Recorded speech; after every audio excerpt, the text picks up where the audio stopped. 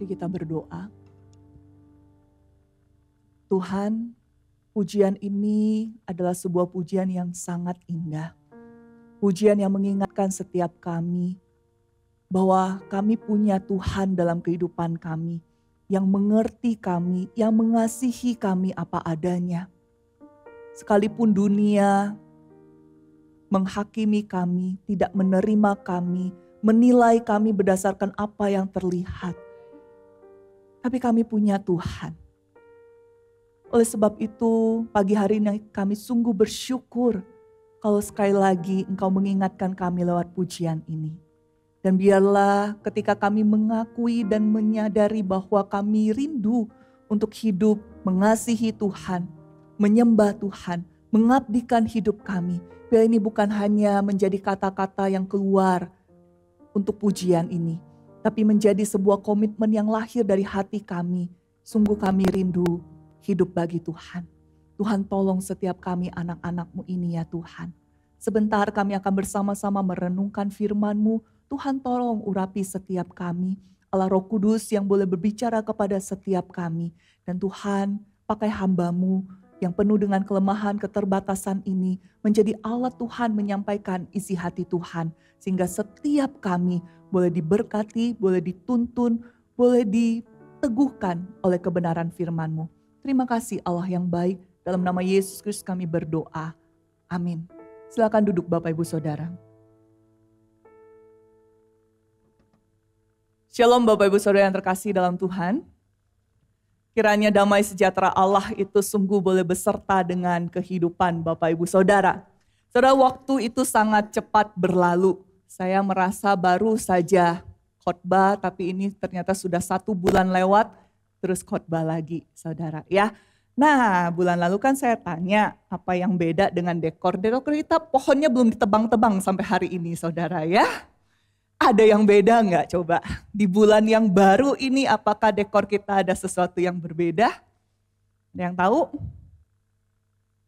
Yang lalu buahnya 20 katanya saudara. Ini masih 20 atau bertambah lagi nih buahnya? Mulai dihitung. Ada yang beda saudara? Ada saudara. Hah? Cifeni betul. Saya dari tadi di bawah liatin. Ini dekornya gak ditambah apa-apa Bapak Ibu Saudara. Ya kenapa? Karena selama bulan pelayanan 1 bulan saya belum tahu. Ada ya pelayan baru Pak Bill? Belum? Oh ada, puji Tuhan. Banyak Pak Bill? Udah ada lah ya, besok ditambah buahnya ya Pak Bill ya, jangan cuma 20 ya, mungkin sekitar 30 begitu ya. Kalau bisa 100 ya. Saya tadi lihat dari bawah, apa yang beda ya. Kalau orang OCD pasti terganggu saudara. Tulisan berakarnya itu menurun miring. Semoga dia tidak jatuh, nanti tolong dibenerin ya. Mungkin karena namanya akar dia mau ke bawah begitu ya. Bapak Ibu Saudara, sekali lagi biarlah apa yang boleh terlihat secara visual yang ditampilkan di gereja ini semakin terus mengingatkan kita untuk hidup berakar kuat di dalam kebenaran firman Tuhan. Tapi bukan hanya kita hidup untuk diri kita sendiri, kita juga hidup kita boleh berdampak kepada banyak orang. Saudara, bulan Oktober ini kita akan memulai perjalanan kita kembali merenungkan, menghayati kebenaran firman Tuhan. Kita akan mulai perjalanan kita bersama dengan Rasul Paulus, khususnya di dalam surat Efesus. Hari ini kita akan bersama-sama memulai di dalam Efesus pasal yang pertama. Saya ajak kita untuk membuka Alkitab kita saudara, yang bentuknya sudah tidak buku. Ada yang bawa, masih ada yang bawa buku, puji Tuhan ya, buku Alkitab ya. Ada lagi saudara, ada II ya. Ada lagi, wah ternyata bukan hanya yang usia tua saudara, anak muda juga ada yang masih bawa buku Alkitab ya. Kalau saudara mau bawa, Dr. Calvin juga bawa. Yang lain saudara saya dorong untuk bawa juga ya. Walaupun kadang-kadang hamba Tuhan juga gak bawa ya. Mohon maaf kan. Tapi saudara ketika kita baca Alkitab di buku ya. Bagi saya secara pribadi itu jauh lebih menolong daripada di gadget. Memang di gadget lebih cepat nyarinya. Tapi kalau di buku itu tuh secara visual ketika kita baca. Saudara coba deh di rumah. Itu lebih membuat kita menghayati ya. Apalagi sekarang TB2 belum ada elektroniknya ya. Jadi kalau saudara nggak punya buku Alkitab, saudara berarti belum update. Jangan hanya aplikasi di handphone saja di-update saudara. Alkitab pun di-update. Sudah dapat? Efesus 1 ayat. Saya akan bacakan ayat 3 sampai 14 saja saudara ya. Terpujilah Allah dan Bapa Tuhan kita Yesus Kristus yang dalam Kristus telah mengaruniakan kepada kita segala berkat rohani di dalam surga. Sebab di dalam Dia Allah telah memilih kita sebelum dunia dijadikan supaya kita kudus dan tak bercacat di hadapannya. Dalam kasih Ia telah menentukan kita dari semula melalui Yesus Kristus untuk menjadi anak-anaknya sesuai dengan kerelaan kehendak-Nya. Supaya terpujilah anugerah-Nya yang mulia yang dikaruniakannya kepada kita di dalam Dia yang dikasihinya. Sebab di dalam Dia kita beroleh penebusan melalui darah-Nya, yaitu pengampunan atas pelanggaran menurut kekayaan anugerah-Nya yang dilimpahkannya kepada kita dalam segala hikmat dan pengertian.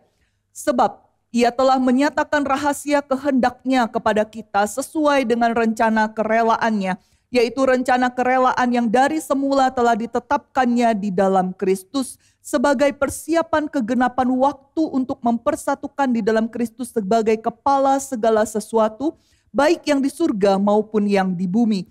Di dalam Dialah kami diberi warisan, kita yang dari semula sudah dipilihnya sesuai dengan maksud Allah, yang mengerjakan segala sesuatu menurut keputusan kehendak-Nya, supaya kami yang sebelumnya telah menaruh harapan pada Kristus boleh menjadi puji-pujian bagi kemuliaan-Nya.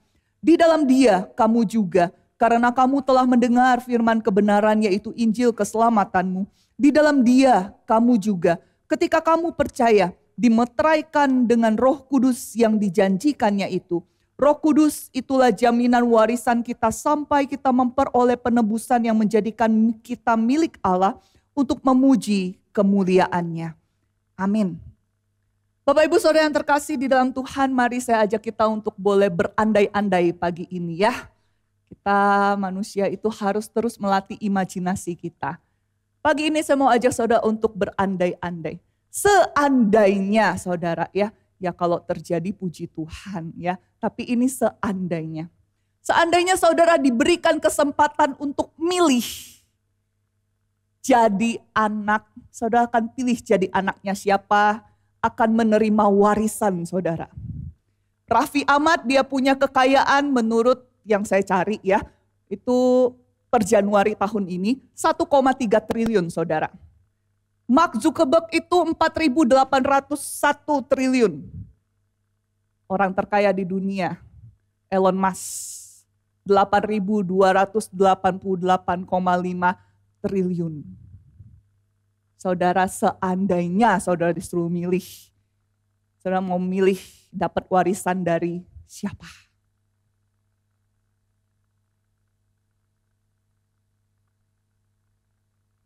Mungkin kalau saudara ditanya sekarang saudara akan jawab Elon Musk, tapi dalam hati mungkin berkata syukur-syukur Raffi Ahmad aja gak apa-apa lah.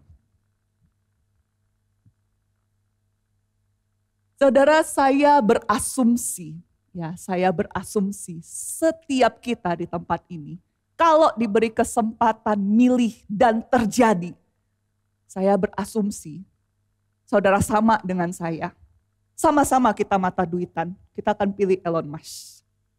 Ya dong, kalau ada yang paling gede ngapain pilih yang paling kecil kan? Kalau bisa yang paling banyak kenapa enggak? Saudara, kita pengen bisa dapat warisan yang banyak. Supaya apa? Hidup kita nyaman. Hidup kita enak.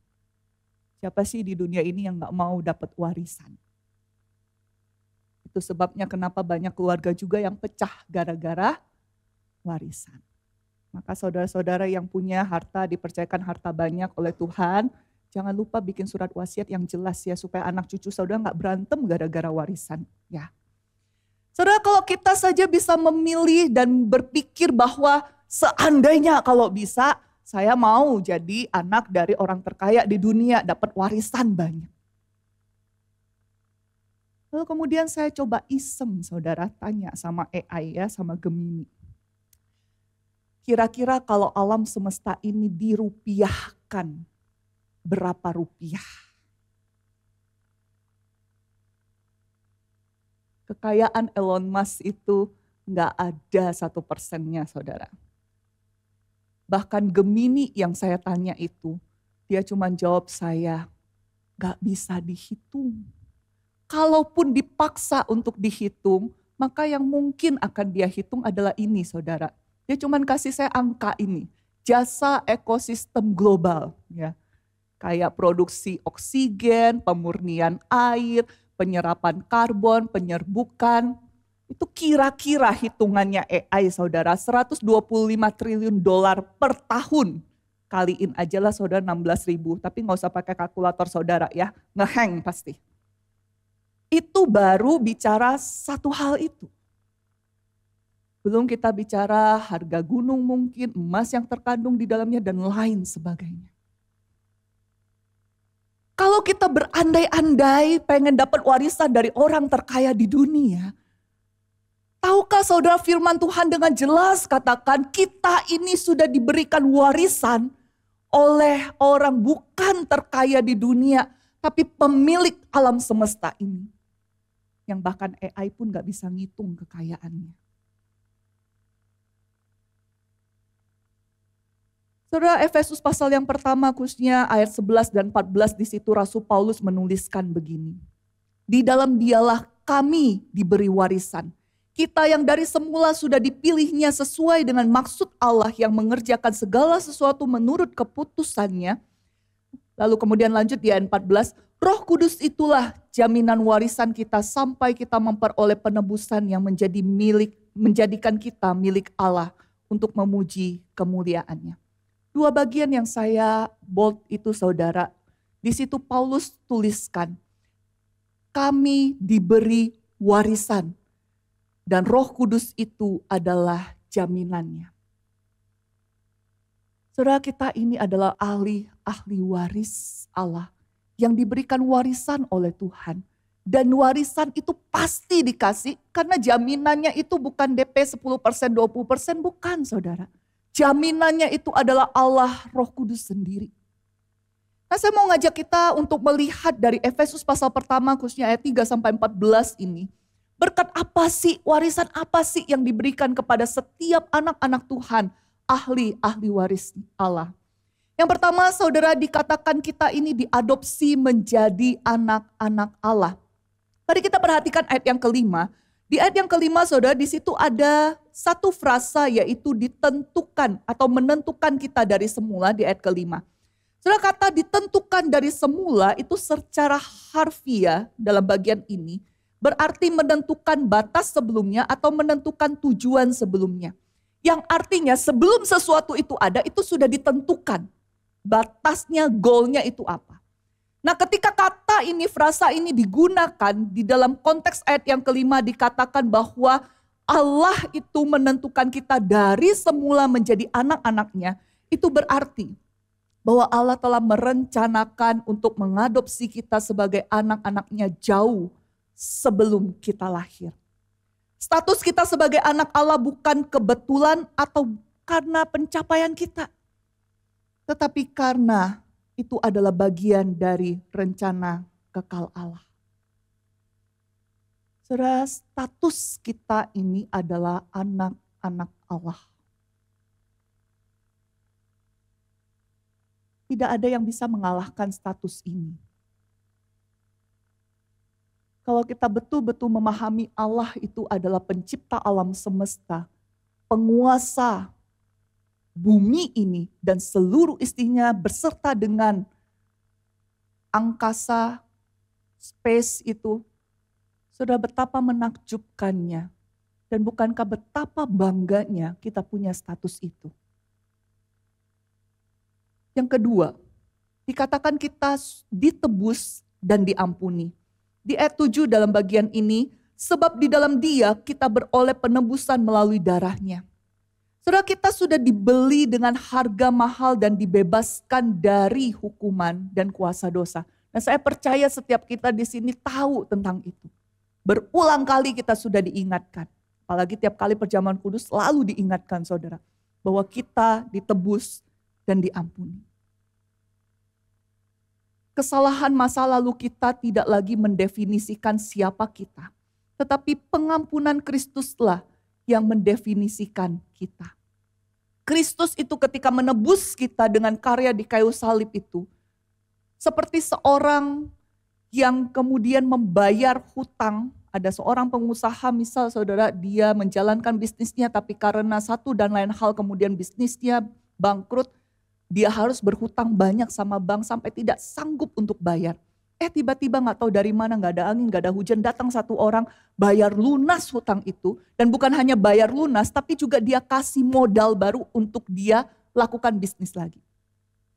Saudara, kehidupan kita sebagai anak Tuhan, ditebus dan diampuni, itu seumpama demikian. Hutang-hutang dosa kita semua dibayar lunas oleh Kristus. Tapi bukan hanya dia membayar lunas hutang dosa kita, kita diampuni. Tapi dia juga memberikan kita hidup baru untuk kita jalani. Itulah berkat yang kita terima sebagai anak-anak Tuhan.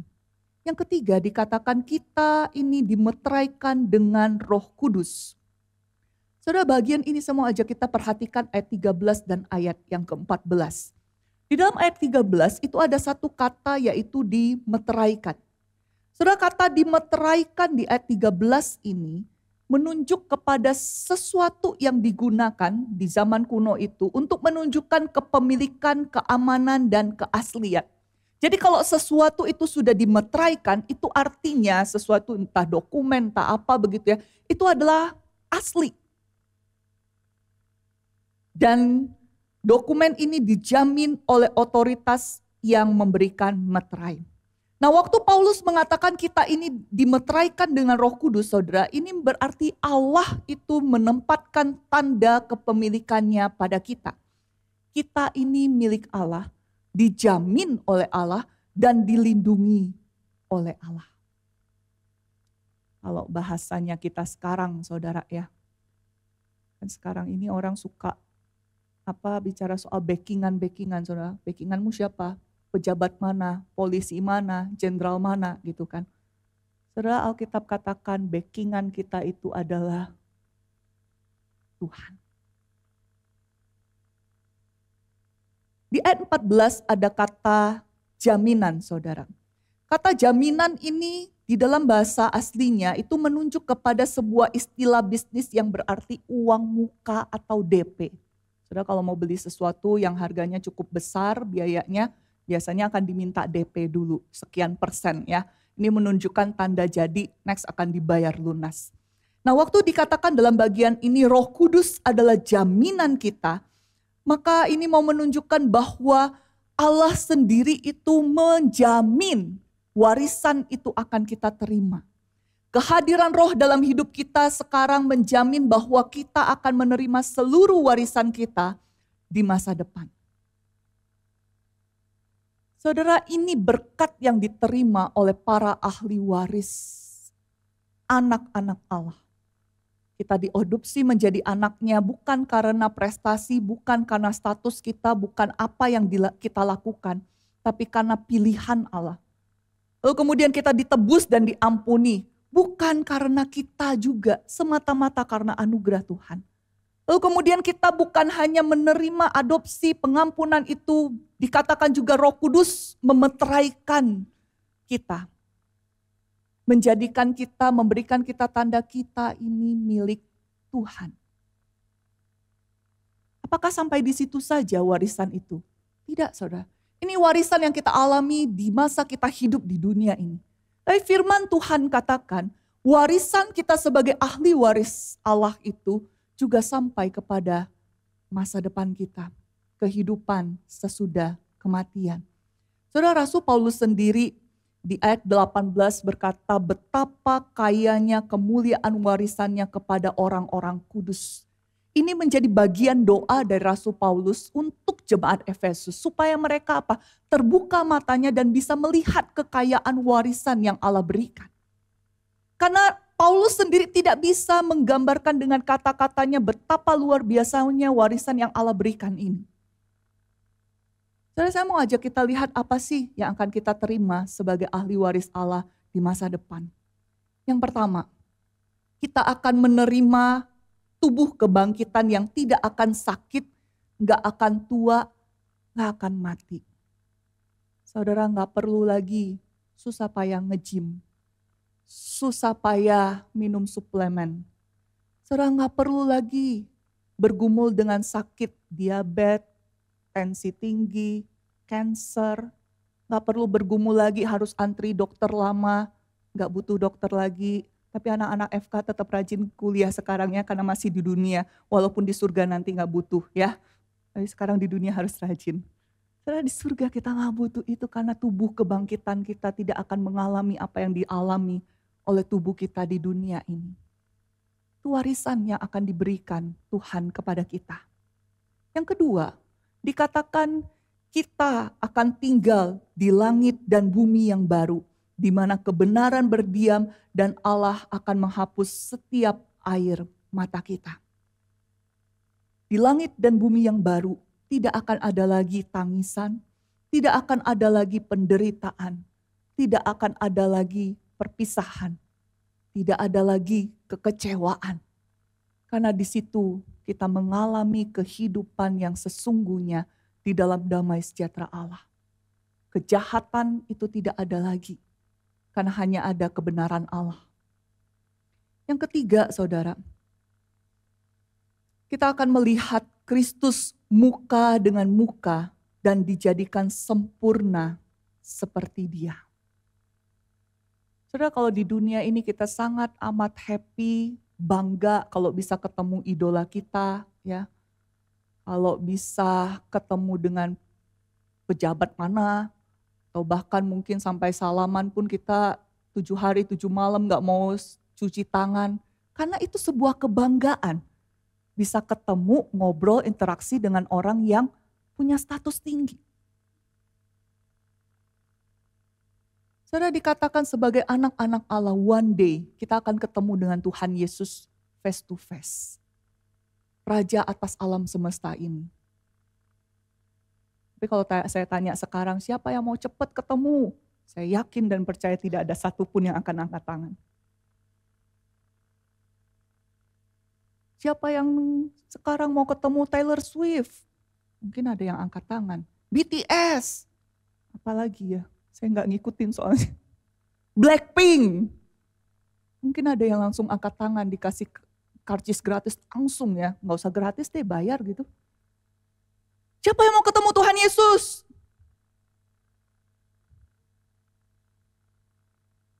Saudara, kita secara otak tahu bahwa berjumpa dengan Kristus itu adalah sesuatu yang menyenangkan dan menjadi sebuah kerinduan. Tapi sayangnya hati kita masih sangat amat terikat dengan dunia ini. That's why kenapa kita hidup di dunia ini masih lebih takut kepada dunia daripada Tuhan. Saudara yang terkasih di dalam Tuhan, ketika kita belajar dari firman Tuhan, kita ini akan menerima warisan dari Allah. Saudara, kita juga belajar satu hal. Untuk bisa menerima warisan ini, ada S dan K yang berlaku. Saudara, biasa kalau belanja ada diskon, ada promo, biasanya ada bintang kecil gitu ya. Ada bintang kecil, di bawahnya tulisannya kecil. Biasanya tulisannya apa, saudara? Syarat dan ketentuan berlaku. Ya.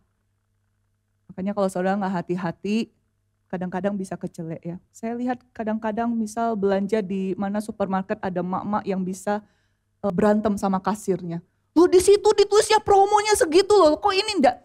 Maaf ibu, itu ada S dan K-nya berlaku. Ya. Saudara, untuk menerima warisan ini ada S dan K berlaku, tapi enggak ditulis kecil kayak promo dunia, enggak. Justru ini berulang kali disampaikan dan ditekankan khususnya dalam perikop ini. Kalau saudara memperhatikan Alkitab ketika saya melakukan pembacaan dari perikop ini ayat 3-14, saudara ada satu frasa yang diulang berulang-ulang kali. 10 kali mungkin lebih, saudara.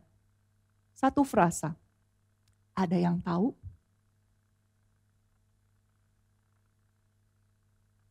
Puji Tuhan, saudara terpesona sama suara saya baca Alkitab sehingga tidak perhatiin ya. Saudara, satu frasa ini. di dalam Dia atau dalam Kristus. Ini S dan K-nya, syarat dan ketentuan berlaku. Untuk menerima dan mengalami warisan dari Allah itu, syaratnya kita harus ada di dalam Kristus. Kalau kita tidak ada di dalam Kristus, maka warisan ini tidak menjadi bagian kita. Karena kita bukan ahli waris Allah. Saudara, semua warisan ini hanya bisa diterima oleh orang-orang yang ada di dalam Kristus. Di dalam Kristus bukan berarti kita sekedar mengaku sebagai Kristen, KTP kita Kristen, kita rajin datang beribadah, bukan sekedar itu. Tapi bicara tentang di dalam Kristus itu adalah bicara tentang relasi saya dengan Tuhan. J.I. Packer di dalam salah satu bukunya dia menuliskan begini.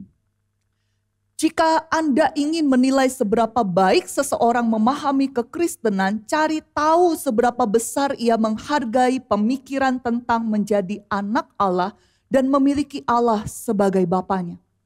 Jika pemikiran ini bukanlah hal yang mendorong dan mengontrol penyembahan, doa, dan seluruh pandangan hidupnya, itu berarti ia sama sekali tidak memahami kekristenan dengan baik. Dengan kata lain saudara, statement ini mau mengingatkan kita. Gak ada istilahnya Kristen KTP, gak ada istilahnya cuma ngaku-ngaku Kristen, gak ada. Kalau Kristen, harusnya dia sadar dia adalah anak Allah. Dan Allah adalah Bapanya.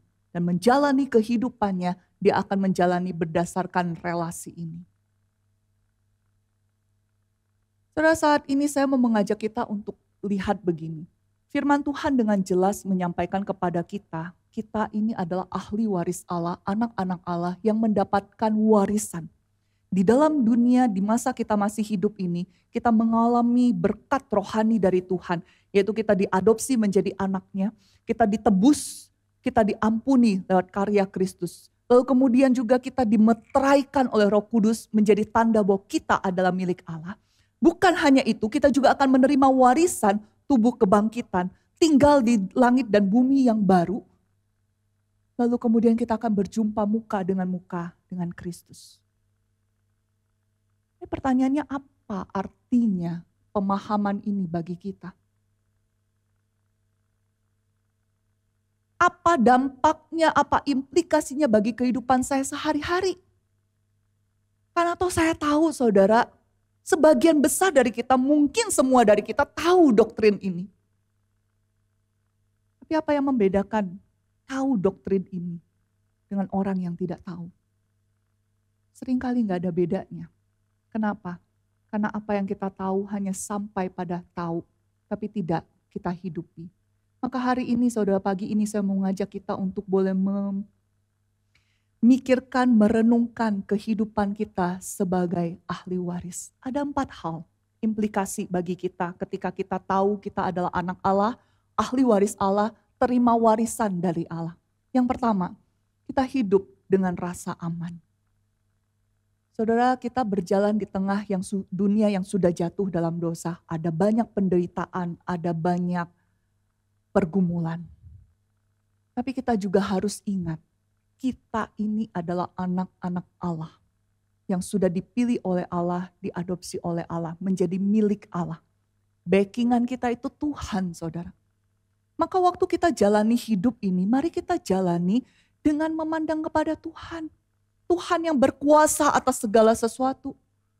Orang yang punya pemahaman ini lalu menghidupinya, saudara, percayalah dia tidak akan pernah melakukan atau menjalankan kehidupannya dengan cara-cara dunia. Kenapa? Karena dia tahu pakai caranya Tuhan itu yang benar. Dan bukan hanya benar, itu yang melindungi dia.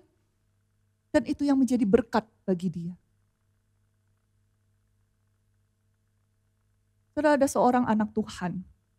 Dia bekerja sebagai seorang pengusaha. Tapi dalam dia merintis dan mengembangkan usahanya, dia jatuh bangun. Dan ada masa-masa di mana dia menghadapi usahanya itu akan bangkrut.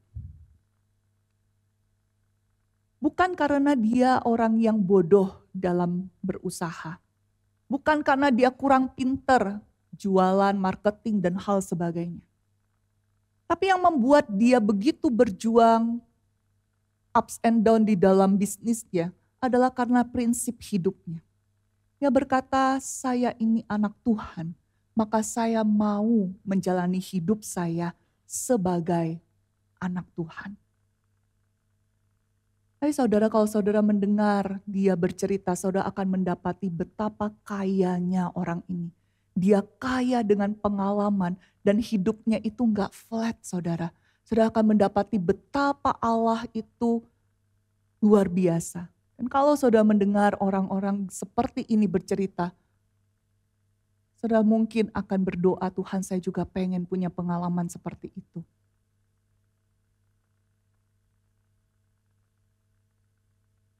Yang kedua, saudara, ketika kita tahu doktrin-doktrin ini, pengetahuan-pengetahuan ini, kita bukan hanya bisa menjalani hidup dengan rasa aman karena kita tahu kita punya Tuhan yang menjadi milik kita dan kita miliknya. Tapi kita juga menjalani hidup ini dengan syukur. Kenapa? Karena apa yang kita terima di dalam Tuhan itu tidak ada campur tangan kita, semua anugerah Tuhan. Maka kalau kita tahu hidup kita ini karena anugerah Tuhan, orang-orang seperti ini akan menjalani hidupnya dengan penuh ucapan syukur apapun yang dia terima, apapun yang dia alami. Sekalipun di dalam pergumulan, dia tetap bisa bersyukur. Kenapa? Bukan karena pergumulan itu, tapi karena Allah yang hadir. Saudara, saya mau mendorong saudara untuk selalu memulai hari saudara dengan bersyukur kepada Tuhan. Hal paling simpel saudara ya, kita bisa bangun pagi saja, itu adalah anugerah Tuhan. Berapa banyak orang di dunia ini yang waktu tidur ya sudah tidur, dia bangunnya di surga. Banyak saudara. Saya berdoa ya kalau Tuhan izinkan saya juga begitu gitu ya, pulang ke rumah bapaknya, tidak menderita maunya. Tapi saudara yang punya keluarga ya jangan begitu semoga ya, karena kasihan yang ditinggal. Tapi saudara, waktu kita bisa bangun pagi, itu anugerah Tuhan. Apakah kita menaikkan syukur untuk hal itu? Itu baru satu hal. Anak-anak, pasangan, orang tua, tempat tinggal kita mungkin tidak semewah orang lain, tapi kita punya rumah, tempat kita bisa pulang. Kita punya pekerjaan, walaupun mungkin tidak sesukses orang lain. Atau mungkin kita sedang bergumul dengan cari pekerjaan sekarang, tapi kita tetap bisa bersyukur karena kita masih punya tenaga untuk mencari pekerjaan. Saudara, anak-anak Tuhan, ahli waris Tuhan, dia akan melihat kehidupan ini dari sudut pandang Tuhan dan melihat Allah yang bekerja sehingga dia selalu menaikkan syukur. Yang ketiga, saudara, hidup dengan pengharapan. Bagi manusia, menjalani hidup ini tanpa pengharapan, itu sudah kayak harga mati, saudara. Gak ada lagi yang perlu dilakukan, karena gak ada pengharapan. Makanya orang-orang yang akhirnya memilih untuk mengakhiri hidup, saudara, mereka adalah orang-orang yang melihat hidup ini gak ada pengharapan lagi, ya sudah diakhiri. Tapi kita, anak-anak Allah, dikatakan kita punya pengharapan di dalam Kristus. Dan pengharapan itu bukan hanya sampai di dunia ini. Pengharapan itu membawa kita untuk boleh terus lanjut kepada kehidupan yang kekal. Saudara, apapun yang kita alami hari ini, ingat itu ada expired date-nya. Kalau kita sedang mengalami sukacita berkat berlimpah, ada expired date-nya. Bukan nakut-nakutin saudara ya, tapi ini realita hidup. Expired date-nya paling tidak adalah ujung kehidupan kita, yaitu kematian. Maka termasuk ketika kita menderita, ada expired date-nya. Akan berakhir satu waktu nanti. Kalau Tuhan berkenan, berakhir penderitaan kita waktu kita masih hidup. Bisa selesaikan pergumulan. Tapi kalau Tuhan masih izinkan kita terus mengalami pergumulan itu, tetap ada expired date-nya, saudara. Waktu kapan? Waktu kita dipanggil pulang ke rumah Bapa. Kita tidak akan menderita lagi. Ini menjadi pengharapan bagi kita untuk tetap bisa berjuang dalam hidup ini. Yang terakhir, hidup sebagai ahli waris itu berarti kita hidup dengan kemurahan hati. Karena anak-anak Allah itu sadar hidupnya atas anugerah Tuhan, maka Di dalam dia menjalani kehidupannya, dia gak akan pernah hitung-hitungan sama Tuhan. Gak akan pernah pelit, gak akan pernah takut kehilangan ketika dia berbagi. Saudara, sebagai anak-anak Tuhan kita sudah diberkati dengan luar biasa. Saya tidak hanya bicara tentang kekayaan harta benda, saudara. Tapi bukankah kita sudah diberkati oleh Tuhan dengan kesehatan, dengan kekuatan, dengan pemikiran kita, bahkan dengan keberadaan kita. Itu adalah berkat Tuhan. Bagaimana kita sebagai anak-anak Allah ini mengelola berkat itu untuk menjadi berkat bagi orang lain. Kita hidup di dalam kemurahan hati. Kita tidak menahan-nahan berkat Tuhan itu untuk memberkati orang lain. Saudara yang terkasih di dalam Tuhan, kalau kita menjalani hidup kita sungguh-sungguh sebagai anak Tuhan, ahli waris Tuhan, dan kita jalani hidup kita dengan 4 hal ini, saudara bisa bayangkan apa yang berbeda yang terjadi dalam kehidupan saudara. Ini akan sangat mempengaruhi bagaimana cara kita menjalankan bisnis kita dalam kita bekerja. Bagaimana kita memperlakukan karyawan kita, rekan kerja kita, bahkan termasuk atasan kita. Bagaimana kita mendidik anak-anak kita. Bagaimana kita menggunakan uang, harta benda, tenaga, pemikiran kita, kesehatan kita. Dan termasuk juga bagaimana kita meresponi penderitaan dan kekecewaan. Sudah pasti akan sangat berbeda dibandingkan dengan orang-orang yang tidak menerima anugerah warisan Tuhan. Setiap orang yang ada di dalam Kristus akan mengalami karya Allah Tritunggal dalam hidup mereka. Dipilih dan diadopsi menjadi anak-anak Allah. Ditebus dan diampuni melalui pengorbanan Kristus. Dimeteraikan oleh Roh Kudus yang menjadi jaminan bahwa kelak kita akan menerima warisan dari Allah, yaitu tubuh kebangkitan, tinggal di langit dan bumi yang baru, dan berjumpa muka dengan Kristus. Mari saya ajak kita untuk boleh mengambil waktu di hadapan Tuhan, berdoa secara pribadi. Bapak Ibu Saudara, bagaimana saudara menjalani kehidupan saudara selama ini? Apakah saudara menjalaninya atas dasar saya ini anak Tuhan, ahli waris Allah? Apakah saya menjalani kehidupan ini dengan merasa aman, penuh rasa syukur, selalu berpengharapan, dan selalu rindu memberkati orang lain? Saudara, kita sudah menerima kasih Allah yang begitu besar dalam kehidupan kita. Dia yang sudah menyelamatkan kita. Bukankah seharusnya kita hidup mengekspresikan diri kita adalah anak-anak Allah?